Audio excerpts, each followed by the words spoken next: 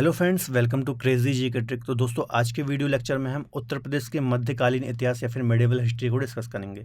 इसको दोस्तों हम दो पार्ट में डिस्कस करेंगे, पार्ट 1 और पार्ट 2। जैसे हमने प्राचीन या फिर एंशिएंट हिस्ट्री को पढ़ा था, है ना। इससे पहले हमने उत्तर प्रदेश का सामान्य परिचय, उत्तर प्रदेश का भूगोल, उत्तर प्रदेश की पॉलिटी या फिर राज व्यवस्था, उत्तर प्रदेश की अर्थव्यवस्था, इन सभी टॉपिक को डिटेल में डिस्कस किया है। यदि आपने मेरी प्रीवियस वीडियो नहीं देखे हैं तो आप हमारी यूपी जीके की प्लेलिस्ट को विजिट कर सकते हैं और सारे वीडियो वहाँ पर आप डिटेल से देख सकते हैं। इसके अलावा आप वीडियो को अंत तक जरूर देखें, क्योंकि जो भी हम यहाँ पर कंटेंट कवर करेंगे वो आपके जितने भी उत्तर प्रदेश के कॉम्पिटिटिव एग्जाम्स होते हैं सभी एग्जाम्स के लिए काफ़ी ज़्यादा बेनिफिशियल होने वाले हैं। तो आप वीडियो को अंत तक ज़रूर देखें। टॉपिक को स्टार्ट करने से पहले मैं आपको अपडेट दे दूं, यदि आपको इस टॉपिक की पीडीएफ चाहिए तो आप हमारी क्रेजी जी के ट्रिक के एप्लीकेशन से पीडीएफ को डाउनलोड कर सकते हैं। इसके अलावा वहाँ पर आपको डिफरेंट टाइप के कोर्सेज भी मिल जाएंगे, जैसे एमपीजी के, मैथ्स, कंप्यूटर, इंग्लिश। तो उन कोर्सेज को आप एप्लीकेशन से अवेल कर सकते हैं। चलिए, तो आज का हमारा टॉपिक रहेगा मध्यकालीन इतिहास या फिर मेडिवल हिस्ट्री। तो पहले हम इसकी पूरी थ्योरी डिस्कस करेंगे और थ्योरी के बाद लास्ट में हम उससे रिलेटेड एक महत्वपूर्ण एमसीक्यूज का सेक्शन भी डिस्कस करेंगे। तो चलिए स्टार्ट करते हैं। तो देखिए, सबसे पहले मेडिवल हिस्ट्री जो हम पढ़ना स्टार्ट करते हैं, तो जो मुस्लिम आक्रमण हुआ था या फिर मुस्लिम इन्वेजन हुआ था इंडिया में, वहाँ से हम स्टार्ट करते हैं। ठीक है, तो इनको हम एक एक करके थोड़ा देखते हैं। देखिए, सबसे पहले अरबों का आक्रमण होता है, फिर महमूद गजनवी का आक्रमण होता है और फिर मोहम्मद गौरी का आक्रमण होता है। तो इनको हम थोड़ा डिस्कस करते हैं। बहुत ज़्यादा डिटेल में नहीं पढ़ेंगे, जो भी चीज़ें उत्तर प्रदेश के संदर्भ में होंगी उन पर हम ज़्यादा फोकस करेंगे। ठीक है, तो सबसे पहले हम अरबों के आक्रमण को थोड़ा देख लेते हैं। देखिए, 636 ईस्वी के आसपास अरबों द्वारा भारत में पहली बार आक्रमण किया गया, किंतु उन्हें सफलता नहीं मिलती। ठीक है, सबसे पहले कब आक्रमण हुआ था अरबों का? 636 ईस्वी में। ठीक है, इसके अलावा 712 ईस्वी में मोहम्मद बिन कासिम द्वारा सिंध क्षेत्र को विजित किया गया या फिर इसको जीत लिया गया। यह अरबों का पहली बार भारत में सफल आक्रमण था। ठीक है, तो ये थोड़ा सा हिस्ट्री के फैक्ट हैं, आपको याद रखना है। पहली बार मोहम्मद बिन कासिम ने 1712 ईस्वी में सिंध को जीता था आक्रमण करके, और ये अरबों की पहली सफलता थी भारत में। इसके बाद जब महमूद गजनवी का आक्रमण हुआ तो 1000 ईस्वी से लेकर के 1026 से 27 ईस्वी के बीच में इसने भारत पर कुल 17 बार इसने भारत पर आक्रमण किए। ठीक है, अब इसका जो 12वां आक्रमण था प्रदेश के मथुरा से संबंधित था, अर्थात इसने 12वां आक्रमण मथुरा पर किया। इसके बाद उसने कन्नौज पर आक्रमण किया। इस समय कन्नौज का जो शासक था वो गुर्जर प्रतिहार वंश का शासक राज्यपाल था। राज्यपाल को कन्नौज छोड़कर भागना पड़ा था। तो ये फैक्ट थोड़ा उत्तर प्रदेश से संबंधित है, तो आपको याद रखना है। देखिए, महमूद गजनवी ने भारत में कुल 17 बार आक्रमण किए। आपने सुना ही होगा, है ना, सोमनाथ मंदिर का भी इसका आक्रमण बहुत फेमस है।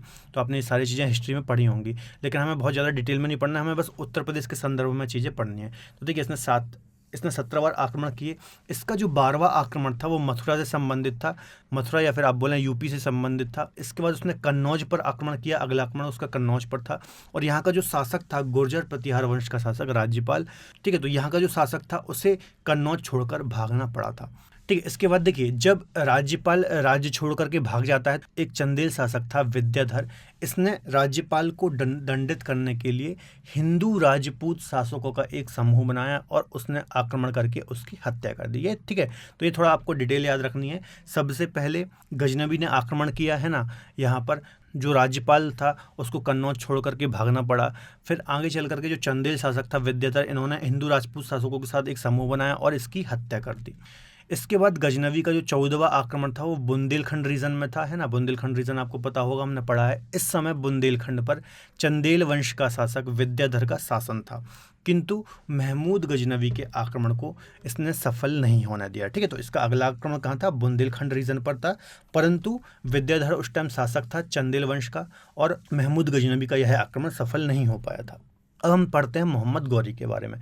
तो देखिए, इसका भारत पर जो पहला आक्रमण था वो 1175 ईस्वी पर था। इसके अलावा इसके बाद 1191 में तराइन का प्रथम युद्ध या फिर बैटल ऑफ तराइन थी जो फर्स्ट वाली, पृथ्वीराज चौहान से हुई थी। आपको पता ही होगा, आपने हिस्ट्री में पढ़ा होगा, है ना। 1191 में इसमें पृथ्वीराज चौहान की विजय हुई थी। इसके बाद एक और हुआ था 1192 में बैटल ऑफ तराइन सेकंड वाला या फिर तराइन का द्वितीय युद्ध। इसमें पृथ्वीराज चौहान की पराजय हुई थी या फिर पराजित हो गए थे पृथ्वीराज चौहान। इसने इस समय दिल्ली पर अपना साम्राज्य स्थापित कर लिया था। इस जीत के साथ ही उसने झांसी, समाना, मेरठ और अलीगढ़ जैसे क्षेत्रों पर भी अधिकार कर लिया था। ठीक है, तो देखिए, 2 युद्ध हुए हैं, हिस्ट्री में भी काफ़ी इंपॉर्टेंट हैं। बैटल ऑफ तराइन फर्स्ट वाला और बैटल ऑफ तराइन सेकंड वाला। पहली बार में पृथ्वीराज चौहान जी जीते थे और दूसरी बार में मोहम्मद गौरी जीता था। ठीक है, जब बैटल ऑफ तराइन सेकंड में मोहम्मद गौरी जीता तो उसके बाद ही उसने दिल्ली साम्राज्य की स्थापना की और उत्तर प्रदेश के भी बहुत सारे क्षेत्रों में उसने अधिकार कर लिया। इसके बाद 1194 में मोहम्मद गौरी ने प्रदेश के कन्नौज पर आक्रमण किया। ठीक है, एक बार फिर कन्नौज पर आक्रमण हुआ और कन्नौज के शासक जयचंद्र को चंदावर के युद्ध में पराजित किया। ठीक है, ये तीनों युद्ध हम पढ़ते हैं 1191, 1192 और 1194। 1194 में चंदावर का युद्ध हुआ था जयचंद्र के साथ मोहम्मद गौरी का। ठीक है, इसमें भी मोहम्मद गौरी जीता था। ठीक है, तो ये कुछ फैक्ट हैं, इंपॉर्टेंट है, आपको याद रखने हैं। इस प्रकार पूर्वी उत्तर प्रदेश के बनारस तक उसका नियंत्रण हो गया था। ठीक है, तो जब गौरी ने यहाँ पर आक्रमण किया था तो लगभग पूर्वी उत्तर प्रदेश और बनारस तक के रीजन में इसका नियंत्रण स्थापित हो गया था। यदि दोस्तों आप मुझसे इंडियन ज्योग्राफी पढ़ना चाहते हैं तो रूट एप्लीकेशन पर आप मुझसे इंडियन ज्योग्राफी पढ़ सकते हैं। वहाँ पर ऑलरेडी मेरा बैच लाइव है, मैं वहाँ पर इंडियन ज्योग्राफी पढ़ा रहा हूँ। इसके अलावा अलग अलग एक्सपर्ट फैकल्टी के द्वारा भी अलग अलग सब्जेक्ट पढ़ाए जा रहे हैं, जैसे पॉलिटी का बैच वहाँ चल रहा है, अर्थमेटिक का बैच वहाँ पर चल रहा है, साइंस का बैच भी वहाँ पर स्टार्ट होने वाला है। तो आप एक बार रूट एप्लीकेशन को विजिट ज़रूर कीजिए, लिंक आपको डिस्क्रिप्शन बॉक्स में मिल जाएगी। इसके अलावा दोस्तों जब आप रूट एप्लीकेशन को डाउनलोड करेंगे तो यहाँ पर आपको 3 डॉट वाला ऑप्शन मिलेगा। यहाँ पर जब आप स्टडी मटेरियल में जाएंगे तो आपको डेली करंट अफेयर का वीडियो बिल्कुल फ्री में अवेलेबल हो जाएगा। इसके अलावा उसकी PDF भी आपको फ्री में मिल जाएगी। इसके अलावा ये डेली करंट अफेयर रहेगा, आप क्विज फॉर्म में टेस्ट के रूप में आपको बिल्कुल फ्री में यहाँ पर दे सकते हैं। इसके अलावा अलग अलग सब्जेक्ट भी आपको यहाँ पर क्विज फॉर्मेट में देने को मिल जाएंगे। तो एक बार आप रूट एप्लीकेशन को विजिट ज़रूर कीजिए, लिंक डिस्क्रिप्शन बॉक्स में दी हुई है। चलिए आगे डिस्कस करते हैं। अब हम मध्यकालीन इतिहास के बारे में जो प्रमुख वंश थे उनको एक बार हम डिस्कस कर लेते हैं। देखिए, मध्यकाल में भारत पर आधिपत्य स्थापित करने वाले दिल्ली सल्तनत के शासकों एवं मुगलों का उत्तर प्रदेश से गहरा संबंध रहा है।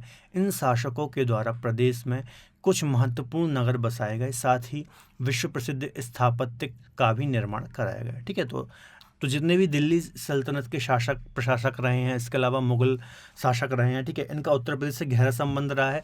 ठीक है, इसके अलावा बहुत सारी स्थापत्य कला का भी इन्होंने निर्माण कराया है। हम यहाँ पर एक एक करके डिस्कस करेंगे। सबसे पहले हम दिल्ली सल्तनत को यहाँ पर डिस्कस करते हैं। तो देखिए, दिल्ली सल्तनत के पहले आप प्रमुख राजवंश देख लीजिए कौन कौन से राजवंश थे। तो देखिए, गुलाम वंश था सबसे पहले जो दिल्ली सल्तनत की स्थापना हुई थी। ठीक है, गुलाम वंश के शासक कुतुबुद्दीन ऐबक ने की थी। उसके बाद खिलजी वंश आया, फिर तुगलक आए, फिर सैयद आए और फिर लोधी आए। ठीक है, तो देखिए, गुलाम वंश की स्थापना किसने की थी? जो मोहम्मद गौरी था उसका ही एक गुलाम या फिर स्लेव था कुतुबुद्दीन ऐबक, जिसने गुलाम वंश की स्थापना की थी। 1206 से लेकर के 1290 तक इसका टाइम पीरियड था।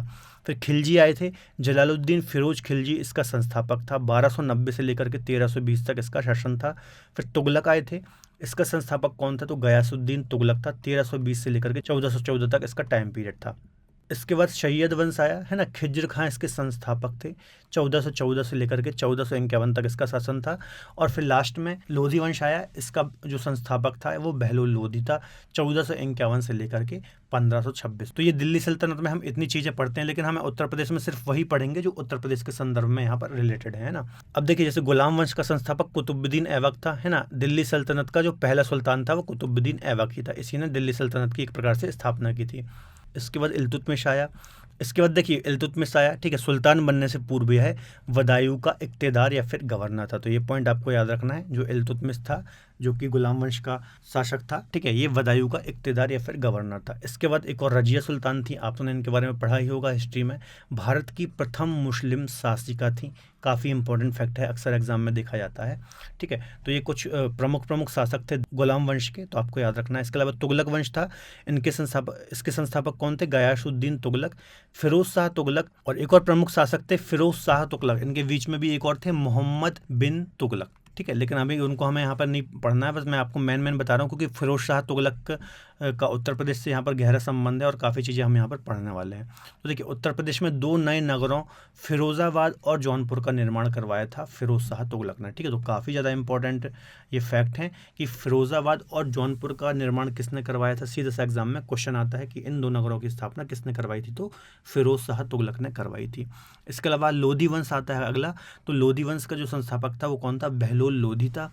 इसके अलावा सिकंदर लोधी आता है फिर, है ना। और फिर लास्ट में यहाँ पर इब्राहिम लोधी आता है। अब देखिए सिकंदर लोधी ने ही आगरा शहर की स्थापना की थी। इसके अलावा इस वंश का जो अंतिम शासक था वो कौन था, इब्राहिम लोधी था। और साथ ही दिल्ली सल्तनत का भी अंतिम शासक इब्राहिम लोधी था। तो ये कुछ महत्वपूर्ण वंश थे जिनका उत्तर प्रदेश से संबंध था।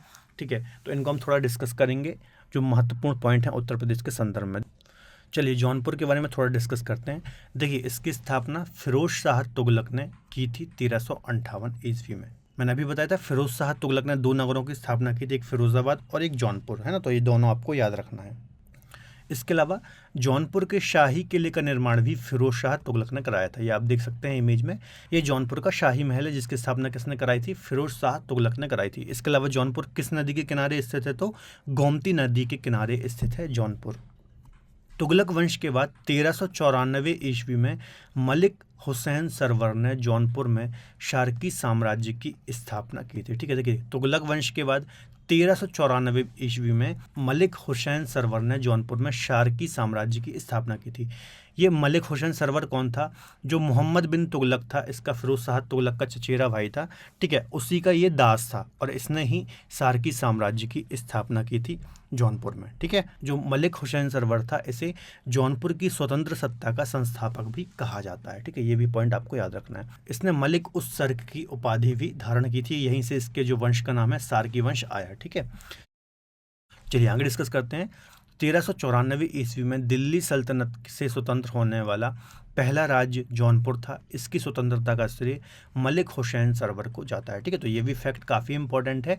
1394 में दिल्ली सल्तनत से स्वतंत्र होने वाला जो पहला राज्य था वो कौन था, जौनपुर था। और इसकी स्वतंत्रता का श्रेय किसको जाता है, तो मलिक हुसैन सरवर को जाता है, जो कि इसका फाउंडर भी था। मध्यकाल में जौनपुर नगर शिक्षा का बहुत बड़ा केंद्र था या फिर बहुत प्रसिद्ध केंद्र था। ठीक है, तो ये भी काफ़ी इंपॉर्टेंट पॉइंट है। जौनपुर शहर को पूर्व का सिराज कहा जाता है। अब देखिए पूर्व का सिराज क्यों कहा जाता है, सिराज ईरान का एक प्रसिद्ध शहर है जो कि सांस्कृतिक दृष्टि से बहुत ज़्यादा प्रसिद्ध है, इसलिए इसे सिराज से कंपेयर करके, है ना, चूँकि उस समय शिक्षा का बहुत प्रसिद्ध केंद्र था और संस्कृति का विकास भी काफ़ी ज़्यादा हुआ था, इसलिए इसे सिराज से कंपेयर करके पूर्व का सिराज कहा जाता है। सुल्तान बहलोल लोधी ने 1484 ईस्वी में जौनपुर राज्य को जीतकर उसे दिल्ली साम्राज्य में मिला लिया था। ठीक है, तो ये भी काफ़ी इंपॉर्टेंट पॉइंट है, सीधा से एग्जाम में क्वेश्चन आएगा। ठीक है, लोधी वंश का जो संस्थापक था बहलोल लोधी, इसने ही जौनपुर राज्य को जीत करके दिल्ली साम्राज्य में या फिर दिल्ली सल्तनत में मिला लिया था। ठीक है, तो ये जौनपुर के संबंध में जितने भी मैंने पॉइंट बताए सारे काफ़ी ज़्यादा इंपॉर्टेंट हैं, तो सभी पॉइंट आपको याद रखना है। एक बार शार्की वंश के या फिर शार्की वंश के जितने भी शासक रहे हैं उनको हम डिस्कस कर लेते थे कि इसका संस्थापक मैंने भी आपको बताया मलिक हुसैन सरवर इसका संस्थापक था। इसके बाद मुबारक शाह सार्की आए, फिर इब्राहिम शाह सार्की आया, फिर मोहम्मद शाह सार्की आया, फिर महमूद सार्की आया, फिर हुसैन सार्की आया। इनके थोड़ा हम कुछ काम जो इन्होंने किए हैं उनको डिस्कस कर लेते हैं। देखिए जो मलिक हुसैन सरवर था इसने मलिक उस सर्क की उपाधि धारण की थी, और किसने दी थी, तुगलक शाह द्वितीय के द्वारा ये उपाधि इसको दी गई थी। ठीक है, तो ये उपाधि आपको याद रखना है। इसके अलावा जो दूसरा शासक था इसका मुबारक शाह सार्की, है ना, सुल्तान की उपाधि धारण करने वाला पहला शासक था। तो ये पॉइंट इंपॉर्टेंट है, आपको याद रखना है। एग्जाम में सीधा सा क्वेश्चन बनेगा कि सुल्तान की उपाधि धारण करने वाला पहला शासक कौन था, तो मुबारक शाह सार्की था, जो कि सार्की वंश का था। इसने अपने नाम का सिक्का भी चलवाया था। ठीक है, तो जो मुबारक शाह सार्की था, एक तो उसने सुल्तान की उपाधि धारण की, दूसरी बात अपने नाम का सिक्का भी चलवाया। इसके अलावा इस वंश का जो महानतम शासक था वो कौन था, तो इब्राहिम शाह सार्की था, वो इस वंश का महानतम शासक था। इसने सिराज ए हिंद की उपाधि धारण की। यह कला और संस्कृति का महान संरक्षक था। इसके शासनकाल में जौनपुर की अत्यधिक सांस्कृतिक प्रगति हुई, है ना, इसलिए हम इसे पूर्व का सिराज भी बोलते हैं। अभी हमने डिस्कस किया था जौनपुर का पूर्व का सिराज क्यों बोलते हैं, ईरान में एक शहर है उससे कंपेयर करके बोलते हैं, क्योंकि उस समय यहाँ पर बहुत ज़्यादा शिक्षा और संस्कृति का विकास हुआ था। इसी कारण जौनपुर को पूर्व का सिराज की संज्ञा दी जाती है। स्थापत्य की शार्की शैली का विकास भी इसके टाइम पे बहुत अच्छा हुआ, और मैथिली के जो कवि थे विद्यापति वो भी इसके दरबार पर रहते हैं ना। तो इब्राहिम शाह सार्की के बारे में आपको याद रखना है, काफ़ी महत्वपूर्ण शासक थे, है ना, तो ये सारे पॉइंट आपको याद रखने हैं। इसके अलावा जो मोहम्मद शाह सार्की और महमूद सार्की थे इनके बारे में कुछ बहुत ज़्यादा पॉइंट नहीं है। इसके बाद सीधे हम चलते हैं हुसैन शाह सार्की, तो इस वंश का ये अंतिम शासक था। ठीक है, इसके अलावा दिल्ली सल्तनत का जो सुल्तान था बहलोल लोधी ने जौनपुर जीत करके दिल्ली सल्तनत में मिला लिया। ठीक है, तो बस इतने पॉइंट आपको याद रखने हैं। मैंने आपको इब्राहिम शाह शारकी, इसके अलावा मलिक हुसैन सरवर और मुबारक शाह शारकी के संबंध में जो मैंने है ना जो कुछ पॉइंट बताए हैं, ये सभी आपको याद रखने हैं। चलिए आगे डिस्कस करते हैं। अब देखिए सल्तनत कालीन जो महत्वपूर्ण स्थापत्य था उसको हम थोड़ा डिस्कस कर लेते हैं। देखिए एक जामा मस्जिद है बदायूं में, इसका निर्माण इल्तुतमिश ने कराया था, तो ये आपको याद रखना है। इसके अलावा हौज ए शमशी और शमशी ईदगाह का निर्माण भी इल्तुतमिश ने कराया था, जो कि किस वंश का शासक था? गुलाम वंश का शासक था, है ना।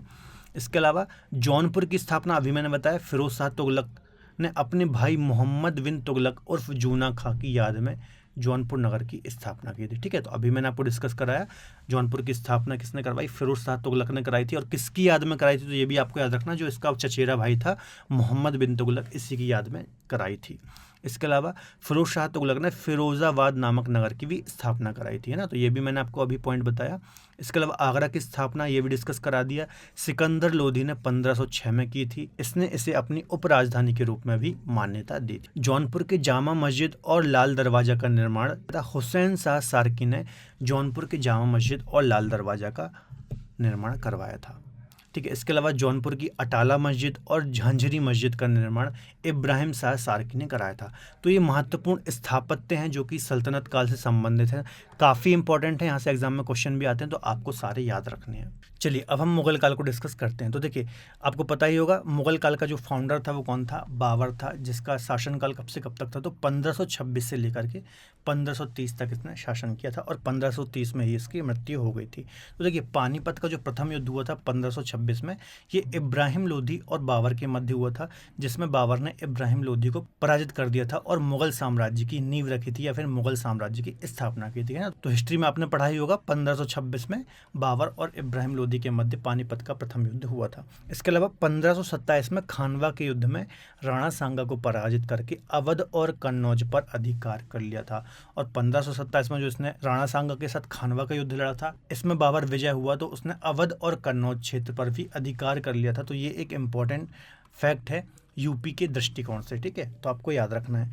इसके अलावा बाबर को आरामबाग आगरा में दफनाया गया था। तो पहले इसको आगरा में दफनाया गया, जब 1530 में इसकी मृत्यु हुई उसके बाद इसे काबुल में दफनाया गया। ठीक है, तो ये भी आपको याद रखना है कि बाबर की जब मृत्यु हुई थी तो उसे आरामबाग आगरा में दफनाया गया था और बाद में इसको काबुल में दफनाया गया। ठीक है, इसके अलावा देखिए बाबर के द्वारा जो 4 प्रमुख युद्ध लड़े गए हैं उनको एक बार देख लीजिए, क्योंकि काफ़ी इंपॉर्टेंट है, कई बार एग्जाम में क्वेश्चन आते हैं। देखिए 1526 में पानीपत का प्रथम युद्ध हुआ था, इब्राहिम लोधी और बाबर के मध्य हुआ था। इसके अलावा खानवा का युद्ध हुआ था 1527 में, तो बाबर और राणा सांगा के मध्य हुआ था। चंदेरी का युद्ध हुआ था 1528 में, बाबर और मेदिनी राय के मध्य हुआ था। और घाघरा का युद्ध हुआ था 1529 में बाबर और अफगानों के मध्य ना। चारों में कौन विजय हुआ था? तो चारों में बाबर विजय हुआ था। ठीक है, तो चारों युद्ध बाबर ने ही जीते थे। तो ये चारों युद्ध आपको याद रखना है, 26, 27, 28 और 29। और 1530 में बाबर की मृत्यु हो जाती है। ठीक है, तो ये 4 युद्ध आपको याद रखना है, किस किस के मध्य हुए, कब हुए, है ना, और इनके नाम क्या हैं। कई बार एग्जाम में यहाँ से क्वेश्चन बन जाते हैं। चलिए आगे बात करते हैं।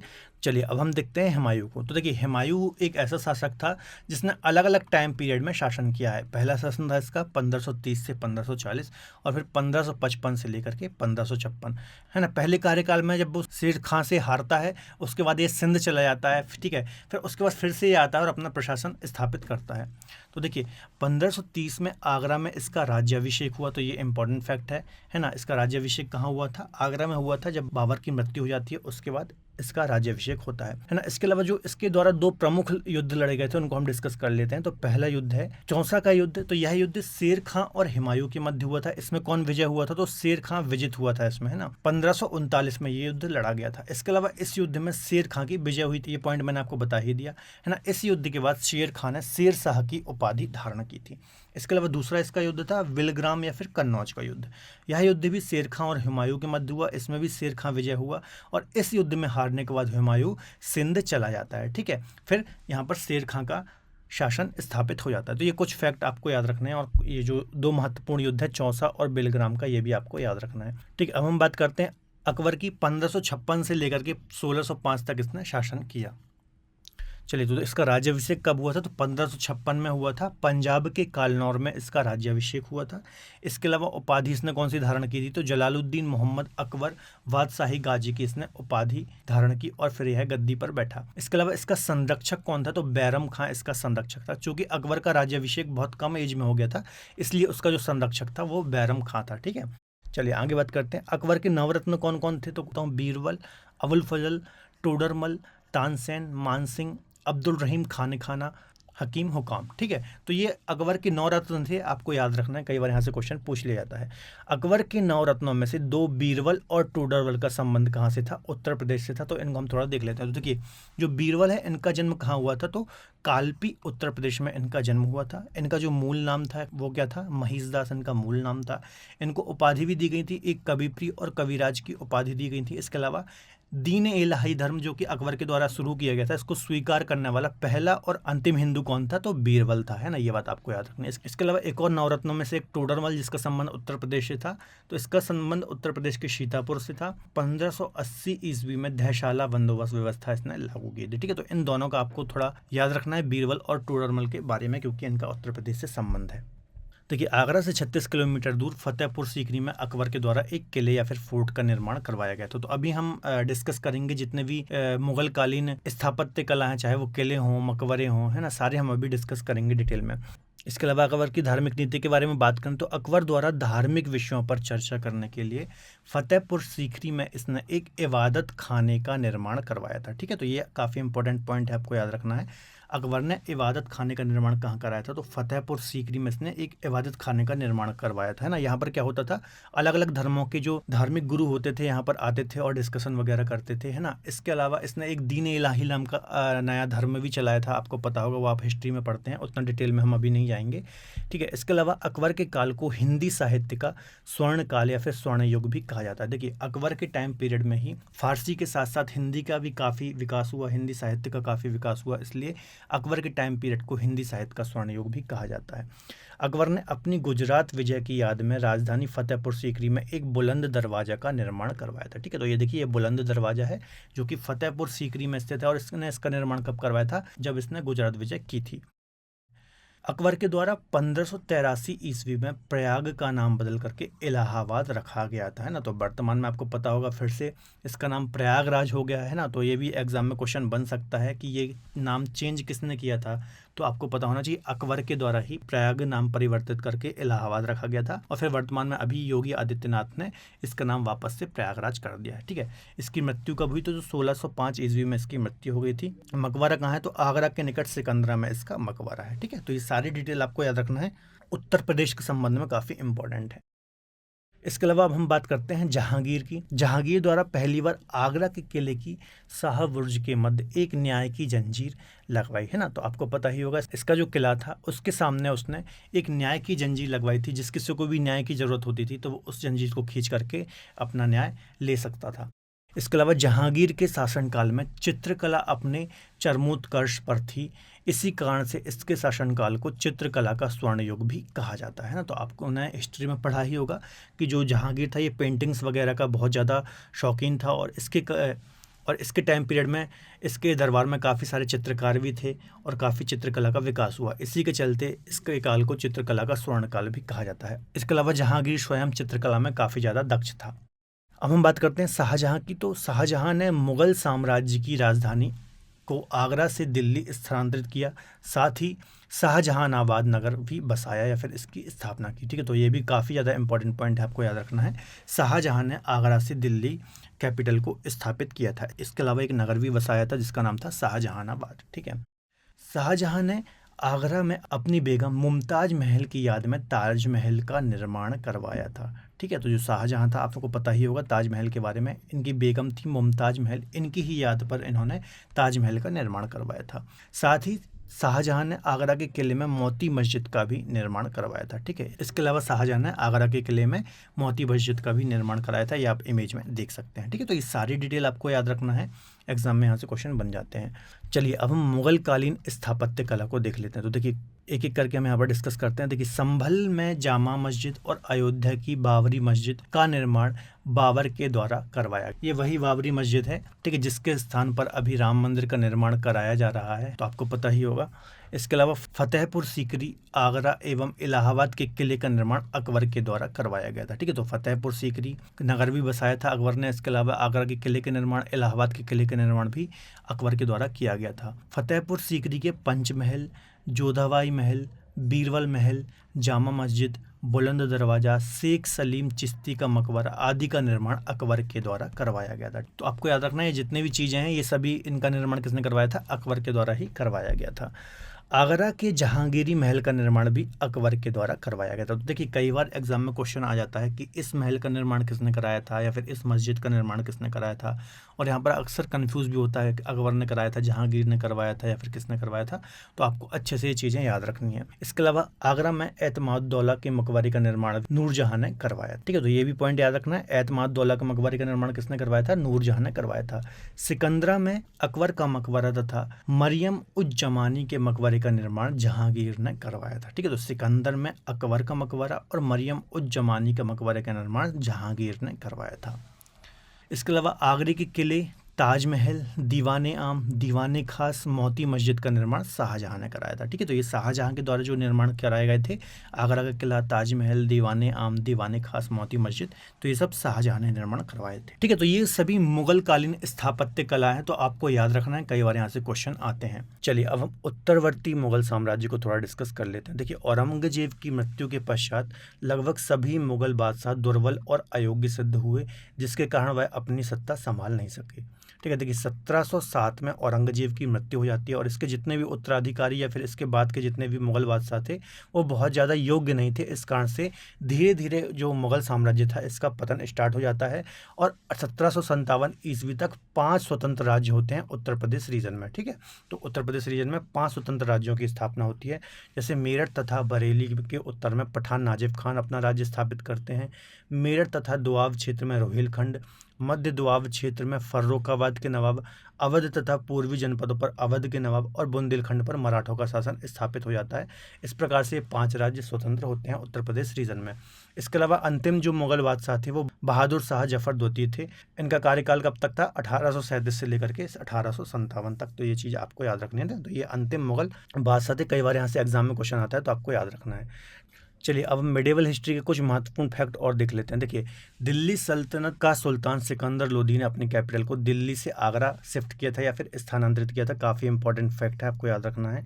इसके अलावा मुगल बादशाह अकबर की धार्मिक सहिष्णुता की नीति से नाराज होकर के जौनपुर के मुल्ला द्वारा अकबर के विरुद्ध फतवा जारी किया था। तो ये भी पॉइंट आपको याद रखना है। जो अकबर के द्वारा अपनी नीति चलाई गई थी धार्मिक, उससे नाराज होकर के जौनपुर के मुल्ला ने उनके खिलाफ फतवा जारी किया था। इसके अलावा अकबर द्वारा बनवाया गया पंचमहल, जो कि फतेहपुर सीकरी में स्थित है, इस महल की इमारत का नक्शा बौद्ध विहार के समान है। ये पॉइंट आपको याद रखना है।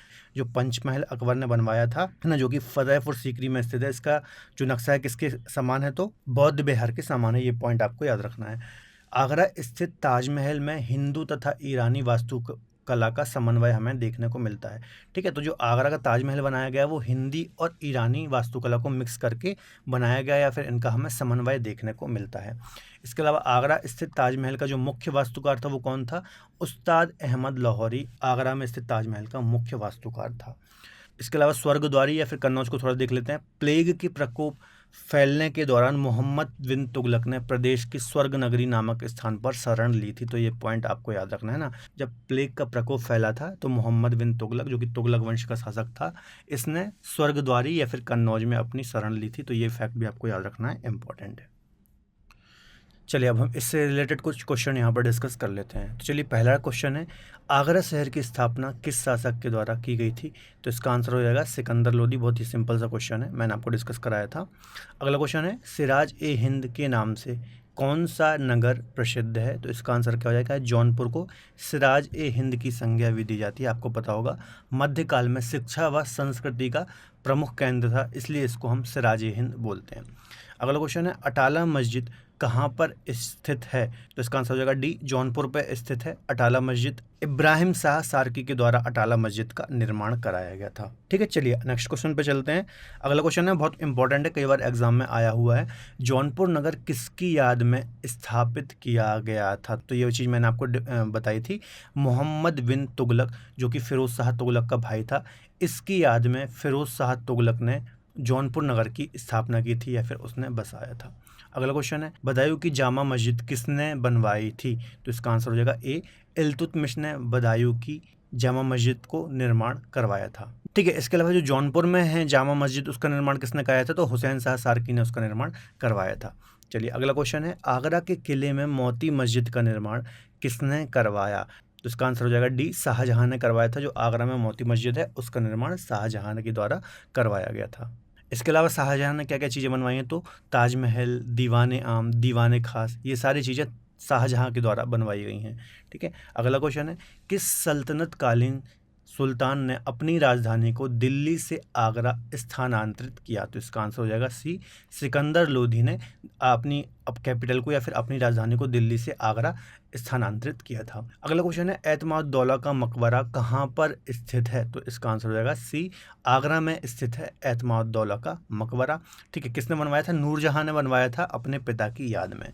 चलिए अगला क्वेश्चन है, आगरा में जहांगीरी महल का निर्माण किसने करवाया था? तो इसका आंसर हो जाएगा बी, अकबर ने करवाया था आगरा में जहांगीरी महल का निर्माण। ठीक है, आगरा में ये स्थित है, ये भी बात आपको याद रखनी है। अगला क्वेश्चन है, बुलंद दरवाजा कहाँ पर स्थित है? तो बुलंद दरवाजा आपको पता ही होगा, सिंपल सा क्वेश्चन है, फतेहपुर सीकरी में स्थित है बुलंद दरवाजा। अकबर द्वारा जब गुजरात विजय की गई थी उसके बाद ही बुलंद दरवाजे का निर्माण करवाया गया था। चलिए अगला क्वेश्चन देखते हैं, अकबर का मकबरा कहाँ पर स्थित है? तो इसका अगर जो मकबरा है वो कहाँ है? सिकंदरा में स्थित है। अगला क्वेश्चन देखते हैं, हिंदू तथा ईरानी वास्तुकला का सर्वप्रथम समन्वय हमें उत्तर प्रदेश की किस इमारत में देखने को मिलता है? तो ताजमहल में हमें हिंदू और ईरानी कला या फिर ईरानी वास्तुकला का सर्वप्रथम समन्वय देखने को मिलता है। ठीक है, चलिए अगला क्वेश्चन देखते हैं। अगला क्वेश्चन है, ताजमहल का जो मुख्य वास्तुकार था वह कौन था? तो इसके जो मुख्य वास्तुकार थे तो उस्ताद अहमद लाहौरी ताजमहल के मुख्य वास्तुकार थे। अगला क्वेश्चन देखते हैं, बीरबल का जन्म कहाँ पर हुआ था? तो बीरबल का जन्म कालपी उत्तर प्रदेश में हुआ था। अगला क्वेश्चन है, किस मुगल बादशाह ने अपनी राजधानी आगरा से दिल्ली स्थानांतरित की? शाहजहां ने अपनी राजधानी को आगरा से दिल्ली स्थानांतरित किया था। अगला क्वेश्चन देखते हैं, पंचमहल कहाँ पर स्थित है?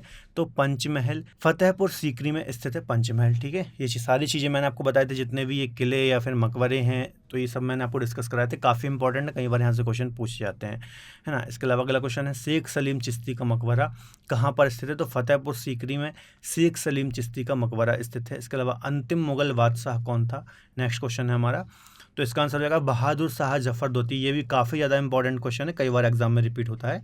तो बहादुर शाह जफर द्वितीय जो थे या फिर सेकंड थे, यह अंतिम मुगल बादशाह थे। आगे देखते हैं, बक्सर के युद्ध के समय अवध के किस नवाब ने भाग लिया था? तो एक आगे का क्वेश्चन आ गया है जो हमने अभी डिस्कस नहीं किया है, इसको हम पार्ट 2 में डिस्कस करेंगे, लेकिन इसका आंसर हो जाएगा सिराजुद्दौला। ठीक है, चलिए अगले क्वेश्चन देखते हैं, किस मुगल बादशाह के विरुद्ध जौनपुर से फतवा जारी हुआ था? तो इसका आंसर हो जाएगा सी, अकबर के ऊपर फतवा जारी हुआ था और जौनपुर के जो मुल्ला थे उन्होंने ये फतवा जारी करवाया था। ये मैंने आपको बताया था जब मैं आपको मिसलेनियस पार्ट इसका पढ़ा रहा था। इसके अलावा मैथिली कवि विद्यापति किसके दरबार में थे? तो इसका आंसर हो जाएगा इब्राहिम शाह सार्की के दरबार में थे मैथिली के कवि विद्यापति। तो दोस्तों ये थे हमारे 21 महत्वपूर्ण MCQs क्वेश्चन। इसके अलावा इसका हमारा पार्ट 2 भी आएगा, है ना। पार्ट 1 ऑलरेडी हमने अभी डिस्कस कर लिया, तो ये चूंकि लेक्चर लंबा हो रहा था इसलिए हमने इसको 2 पार्ट में डिवाइड कर लिया। इसके अलावा यदि आप मुझसे इंडियन ज्योग्राफी पढ़ना चाहते हैं तो आप रूट एप्लीकेशन पर मुझसे इंडियन ज्योग्राफी पढ़ सकते हैं, मेरा बैच वहाँ पर लाइव है। ठीक है, यदि आपको वीडियो लेक्चर पसंद आए तो प्लीज़ वीडियो को लाइक करें, इसके अलावा अपने दोस्तों के साथ शेयर जरूर करें। मिलते हैं अगले बेहतर लेक्चर में, तब तक के लिए पढ़ते रहिए। धन्यवाद।